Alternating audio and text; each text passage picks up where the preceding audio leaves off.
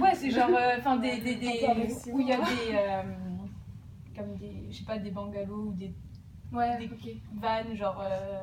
Est-ce que des camping-cars ça? Ouais, ça contribue. Enfin, ça compte aussi, mais genre par exemple quand tu vas dans un camping où il y a une piscine, ou enfin un restaurant 5 étoiles ou des trucs comme ça, enfin je sais pas, c'est du camping classique quoi. Bon, moi j'en ai déjà fait, mais ouais. Pas pour la question. Ok, et tu sais si. Enfin, t'as commencé à filmer? Okay. Je couperai ça. Enfin, tu sais s'il y avait déjà des toilettes compostables dans ton camp, enfin dans comme des toilettes un peu comme ça? Pas nécessairement comme ça, mais genre juste en général où il y avait des toilettes sèches quoi. Bah dans les camping-cars ouais. Mais pas dans les bungalows ou dans les trucs. Ouais. Mais dans les camping-cars ouais. Ok. Et d'autres personnes ont déjà utilisé des toilettes sèches, par exemple? Ouais. Genre les toilettes qui sont genre où genre toute la merde descend, tu vois. Ouais. Et qu'il n'y a pas de truc de réservoir ou quoi. Ouais. Ça compte comme des toilettes compostables ça? C'est comment ça, des toilettes turques? Non, c'est pas. C'est juste, c'est genre. Enfin, les toilettes turques, c'est juste un trou. Oui, c'est ça. Ça, c'est pareil avec les toilettes compostables.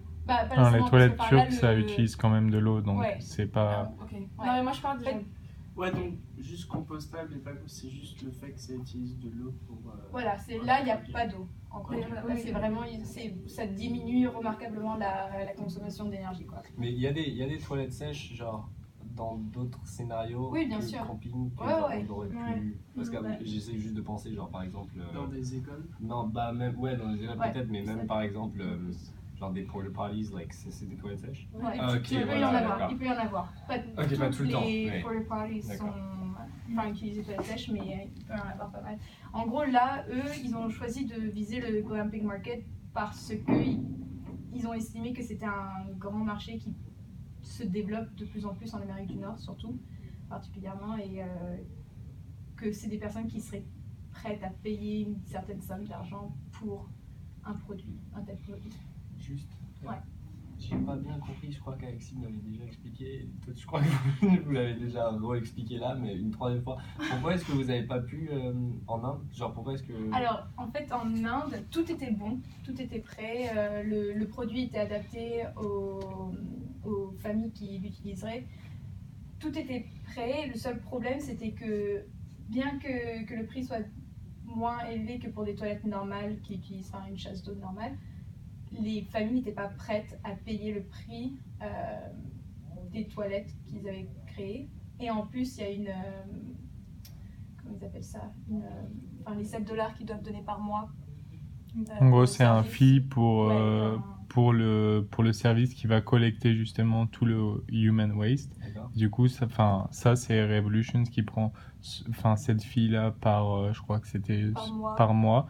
Et du coup, ils étaient réticents au fait que déjà le prix initial, ils ne pouvaient pas se le permettre. Et en plus, en plus de ce prix-là, il fallait payer Raccoon Fee. Et ça les faisait d'autant plus chier. Et ils ne le savaient pas ça avant d'aller en Inde?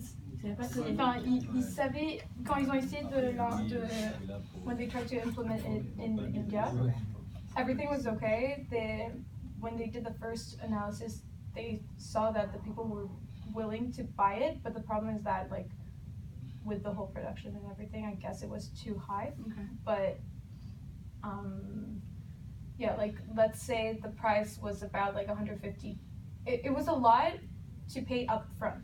I think that was the main issue because the maintenance, the service that comes with it isn't that high, but the initial price is pretty it's a lot, especially if they're targeting very specific types of families. They're targeting families that have access to electricity, that have a flat screen TV and stuff like that, but they have no bathrooms in their house. They use collective bathrooms on the apartment. But for a whole apartment. What's the overall mission of this?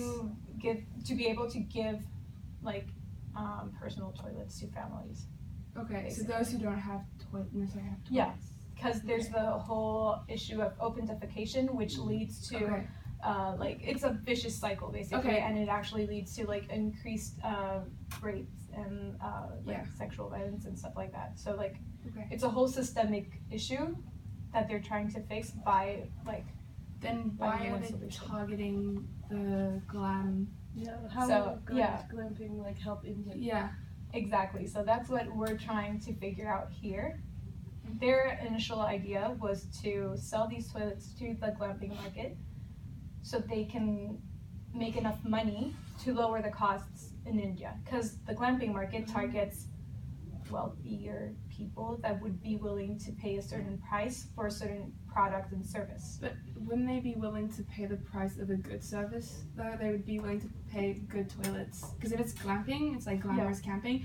I don't think they would want to, like, would they really want to pay money to sit on toilets that are not, they don't use water, they don't use.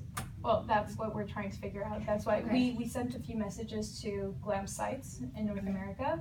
Some of them have already implemented compostable toilets, and they've had really good feedback. Okay. Others have tried to. It hasn't worked out because they didn't implement it well, and they didn't have the service behind it that, like, they didn't plan ahead for the service that would come with it, like the collection, the cleaning, the maintenance, etc. And so it didn't work out, so they switched back to flush toilets. And so that's what we're trying to figure out, how to make this product really accessible and like Efficient. for glampers. Or glampers. Yeah, because one toilet is for about 5 to 6 people on average. Okay.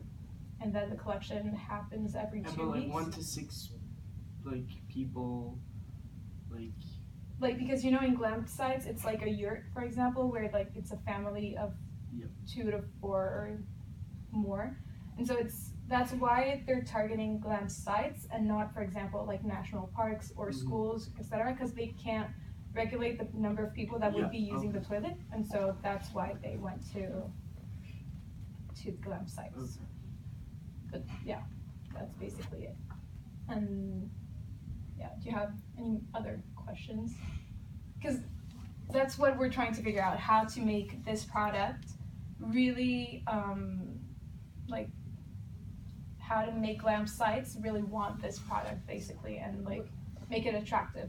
Would you change the product like for glampers or for India, like the toilet that you showed us? Like, would it change a bit for glampers? It could, but that's what we're trying to figure out. How should we change it? How should it be changed? Would the model have to be changed? Would the whole like system have to be changed? We would have to like make sure that people know exactly how to use the product for it not to like hinder the composting cycle. So for example, we can't put toilet paper in it, we can't put hygiene products in it. It has to be really just the natural stuff that goes in it. But how does that work? If you do like, okay, if you poo, Yeah. you need toilet papers. Well, yeah, but there's a separate bin. there's separate bin. Okay. And then you add shavings, like wood shavings on Yeah. top of it so that like Okay. it covers it up so people that come after you don't necessarily see it. On And the it's your technical- stuff. On the technical side of it, Uh-huh. who gets paid? Like, who cleans up? So exactly. How does So the here we're trying to figure out if it would be plausible to have like a service that comes in every week or so, like very periodically, to clean it up, to make sure that everything's working properly for the maintenance and collection and everything. So it wouldn't necessarily have to be the staff, the glam site staff, that would have to clean that up. Do we know the like capacity?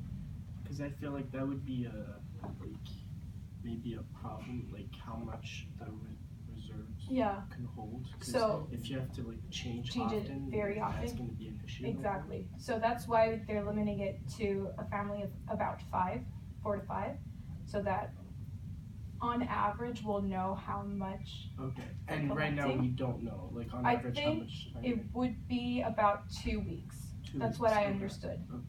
Might be 1 week. I'm not sure. Okay. But when you think about it, people that go to glam sites, they don't usually stay more No, than yeah. 2 weeks, like tops, Okay. right? So I mean, it would Mhm. move around like pretty cyclically. Yeah. It wouldn't be too big of an issue, I think.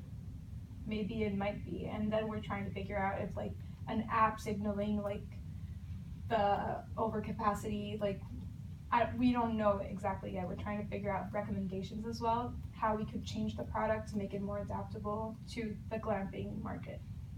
because as you saw, the design is pretty simple, and so we're thinking like, would you as glampers be not like Willing. repulsed, but Oh, like yeah. would the design of the toilet matter to you when using the toilet? I think it needs to be easy to use, Yeah. and like I would put money into it if I knew what it was for. Like, why would we implement these toilets if I knew it was because for a cause we're trying to raise money, or implement it in India, I want to know if it works, then I would definitely pay for that. Okay. But yeah, if it's easy to use and like, and it's clean, it has to be clean. Like if it's not, because I'm a maniac as well. No, but that's normal. Yeah. you're taking the dump. So. Yeah, so I guess. Okay. I think if it doesn't change the your normal use of toilets, and if in addition to that, you know that you're doing it for a good cause, I don't think I would personally have a problem with that. Yeah. Okay. Does everybody agree that having a positive social impact, like once the toilet is implemented, does play a role? Like Oh yeah. knowing It that does. it has a social impact across But the world. It does, but it has to be like exclusively said. Yeah. It can't just be like, we're helping saving villages in India. It has to be like, explain like what we're doing. You know? Okay. And so how would you suggest that be done when you're going glamping, for example? I think there should, like, if you go to like those campsites, first of all, there should only, if you guys were to implement it, there should only be those bathrooms, because I feel like if there's like bathrooms where you use water and bathrooms where you don't, then people will probably want to go where you can use water. It's simple, they're used to it. So I feel like it should be like, that's the only bathroom you have, and then when you arrive, someone just explains like a to brief you how to use it, why they're Or- using it, and then Yeah, and also maybe on their website when you book the camping, like the before booking your trip, like having that information so that people are not surprised when they get there. Like, you didn't tell me about this. Why am I paying for this? It's not the same as a normal toilet that I initially purchased. For sure. But it might also like be scary for some people. Like you see like different toilets, like why? Yeah, yeah, it could. Yeah, it's true. But like that's why if you mention it beforehand, before paying for your trip, that could potentially, at least people are but aware. that could also make people not go. Yeah, So I that's feel why- like But yeah, you should would yeah, that but- be like a factor, for example, if you were to decide which glam site you'd be going to, if you saw that one glam site had a composting toilet that had a positive social impact across the world, and another glam site had normal, regular flush toilets, would that maybe influence your, like, does sustainability count as a major factor for your decision making, like in general? Yeah, I think so. If the two campsites have the same price range, I think I would definitely go to the sustainable one. And then on top of that, like, it could be adding on to, like, it could be like a forward thinking kind of thing for these glam sites that are implementing it. So that could also like add value to the glam site. It could differentiate just like a classic glam site from like one that's trying to be more modern and like forward thinking, solving Makes sense. issues of the world. Yeah. Also, I think that for the implementation stuff, like, since, for example, the manivelle thing, like, I saw it, I was like, what the fuck is this for? So that's the type of thing where, like, there should definitely be, like, Instructions? instructions, Yeah. that type of thing, just so people know how it For works. sure, like how to Yeah, exactly. composting toilets. Yeah. Okay. And then also, I'm just wondering, since the waste stays there for, like, about a week or 2 weeks max, like, is there any, what's the word? Maintenance, that's the word. Yeah. Is there any like regular maintenance that you have to do to make sure it stays clean and like hygienic and stuff? I mean, I would assume that, as if when you go to a hotel or something like that, like staff Yeah, usually of come course. in to make sure that everything's clean. So I'm sure like on the outside, everything would be like spotless, Right. obviously. And I guess we'd have to train the staff to Yeah. know like the progress Yeah. of the toilet, like if it's like in the green, if it's okay, if everything's working fine. So that would be necessary, I guess, to have a basic training for the staff to come and like take care of the basics. And then I'd assume that we'd have a partnership with like a service partnership with like collection Right.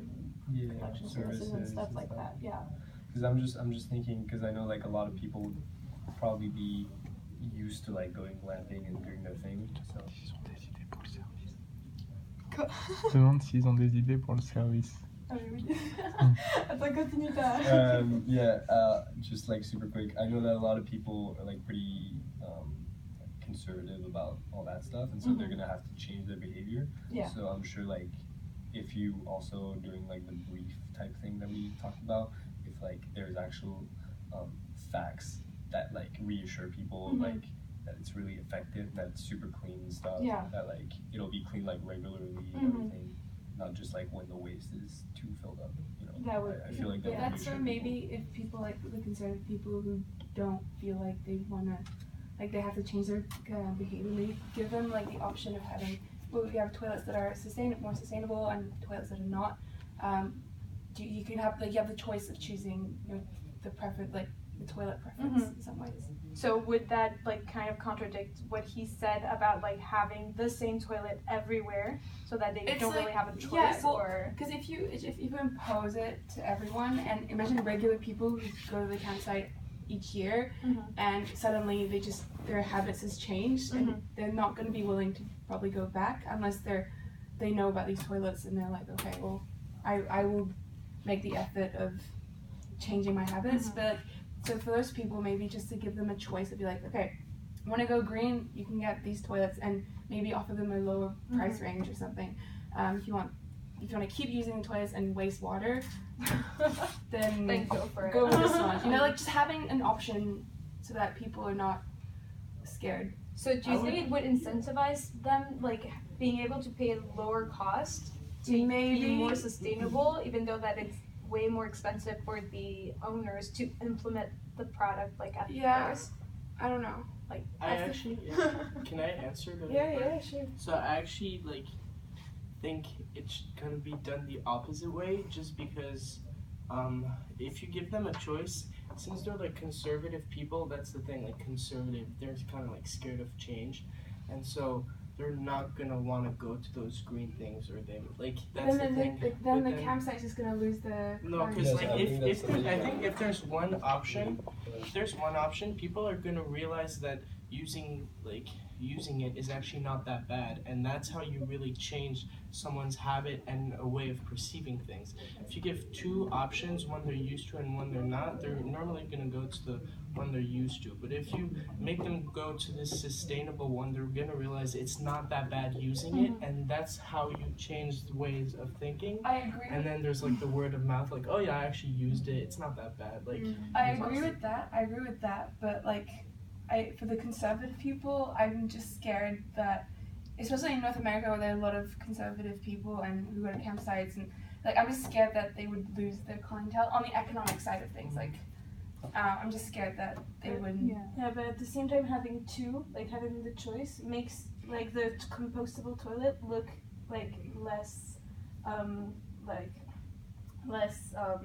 lower cost kind of.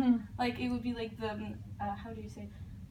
It's like le bad gamme. Ouais, c'est ça, le Like the bad gamme toilets, which like I feel but which is not the goal. It's not, Yeah, I don't think it's like in marketing, you know, there's that like curve, like early adopters, people that use it, and then like late. So I think the conservatives would be the ones that use it after like the late ones, and then obviously the early adopters are the ones that are more like sustainable, friendly, not scared of doing it. So yes, that's probably going to be a result where conservatives are probably going to be scared at first of using it and might go less to those campsites. But if people start using it more, early adopters, then there's that trend, and then leads to like a whole like. Do you think there should be two phases for the project then? A first phase when there is the choice between one flush toilet and a composting toilet, and then when people and consumers are used to the composting toilets, the glamping site can just say now we are turning 100% to composting toilets. Is it? Yeah, Do you on think the it will work website, on- two-faced and answers to both your concerns, or do you think it will not and there'll still be struggle? No, I think on the website there can be the two options, and you choose which one. But yeah, I mean, yeah, I think that. And even if there's a phase, like the choice, fast, and then just the sustainable toilets, I think it could help the camping site just to transition, Oh yeah. just in practical See if it works. practical terms. Yeah, see if Yeah, it works. that's Test it Yeah, they out. should do like an experiment. But like as you said, they're already having good feedbacks with it. But yeah, they should probably still continue doing experiments just to see whether people are still The willing. clientele. Yeah. Yeah. I guess there should be that phase of like a year time, how many people are actually satisfied with it. And for you personally, as glampers, so yeah, like being sustainable, this whole aspect, because there is like a growing trend around environmentally friendly consciousness and like just more sustainable lifestyle. So would that be a crucial factor in your decision making of going to the glam sites? Like for example, if you saw on their web page that they had these amazing new revolutionary sustainable toilets, that would influence your decision making, I guess, or not really.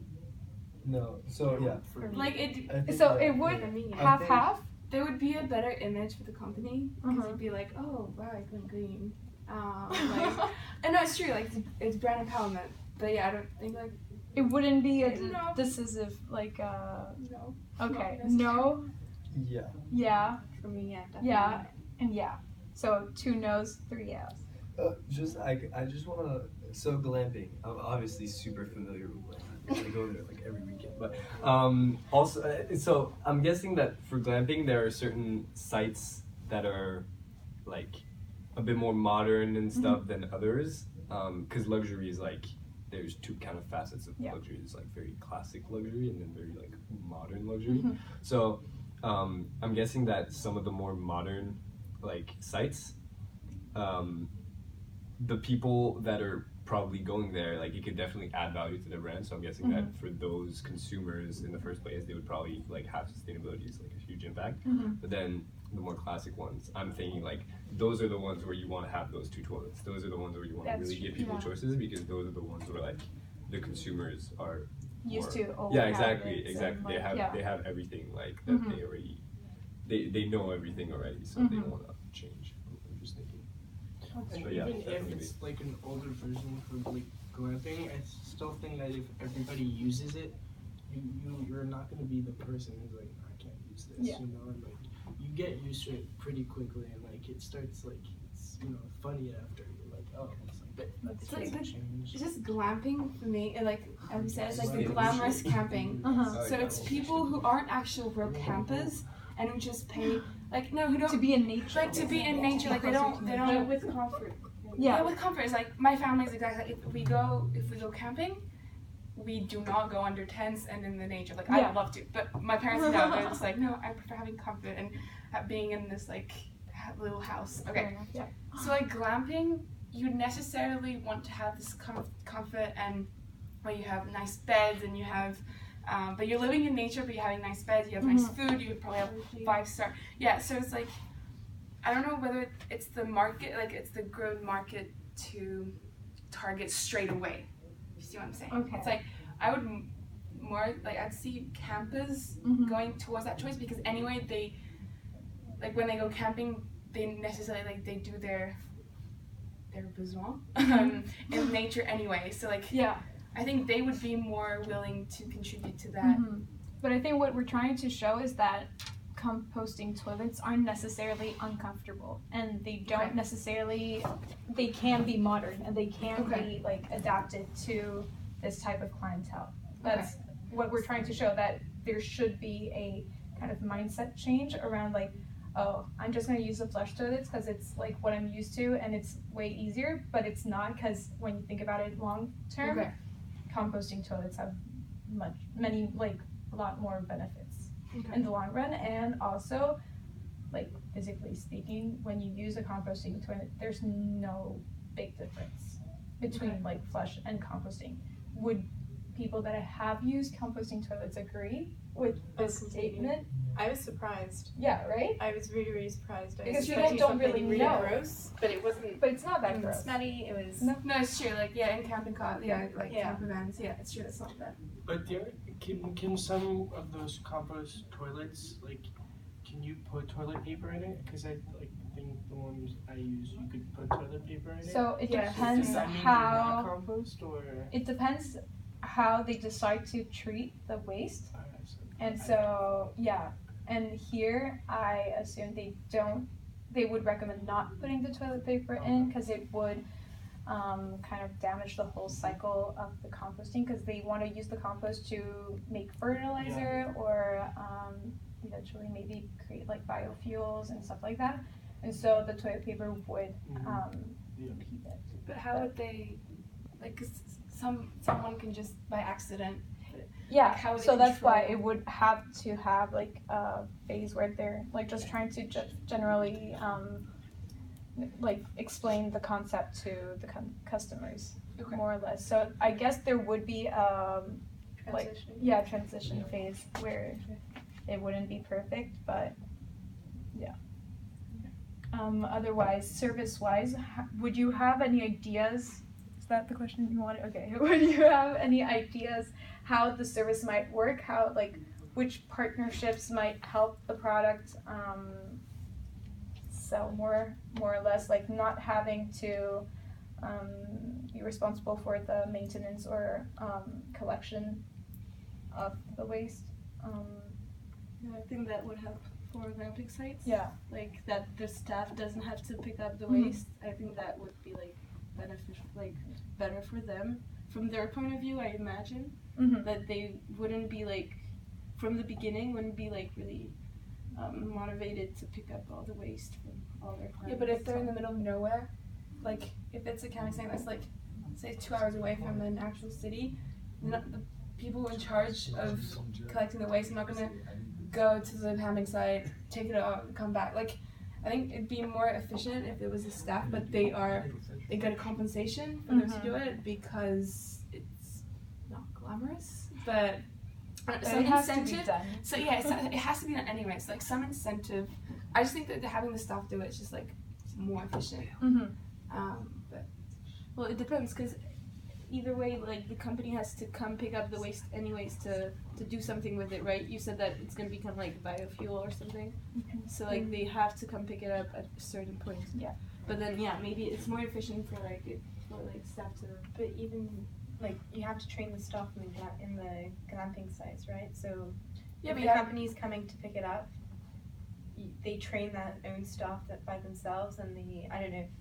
but you train the Both staff are- anyway to cook. You train staff to I don't know. You train staff to Yeah. do lots of things.